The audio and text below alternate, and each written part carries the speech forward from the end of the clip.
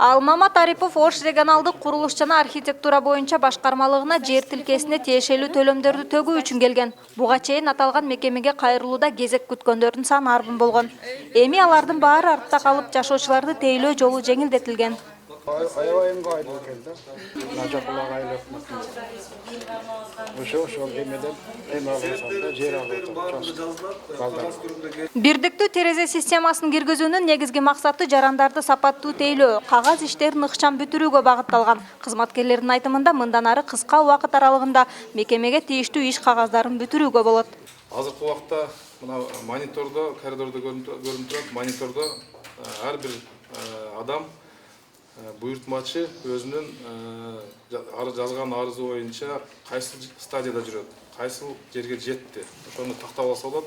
Жарандар берген арыздарынын аткарылышы жана максаттык багыты боюнча башкармалыктын сайты аркылуу маалымат ала алышат. Башкармалыкка келип убара болбостон өзүнүн жеке телефону аркылуу иш сапарында жүрүп деле кабардар болууга мүмкүнчүлүк түзүлгөн. Ар бир жаран бизге тапшырган иш кагаздарын кыймылы, жүрүү, канча убакытта бүтөт, убаракерчиликтери, ошонун тартиби боюнча мен сизге азыр бардыгыбызда мүмкүнчүлүк бар.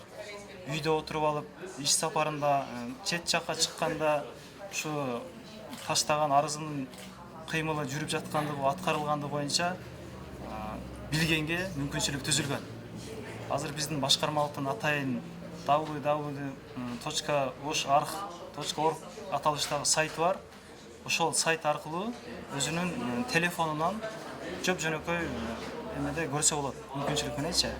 Аймактарды өнүктүрүү жана санариптештирүү жолунун алкагында өлкөнүн бардык аймактарында бирдиктүү терезе системасы киргизилүүдө. Кыргыз Республикасынын мамлекеттик курулуш агенттигинин регионалдык бөлүмдөрүндө гана эмес, райондордогу мекемелеринде да ачылуусу күтүлүүдө. Бардык областтарда, биринчи областтарында ачылат. Андан тышкары бизде 55 райондук архитектуралар бар. Ошол жерлерде ачылып иштейт.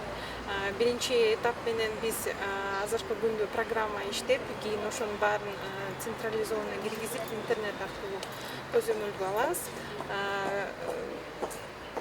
Буюрса, эмки жумада биз Чолпон-Ата, Баткен областтарында дагы бир киргизебиз. Эскерте кетсек, өкмөт башчы Мухаммед Абылгазиев Ош шаарына болгон иш сапарында регионалдык курулуш жана архитектура боюнча башкармалыгынын бирдиктүү терезе системасы менен жарандарга кызмат көрсөтүү жана иш алып баруу шарттары менен таанышып, кайрылган жарандарга талыкпай кызмат көрсөтүүсүн билдирген.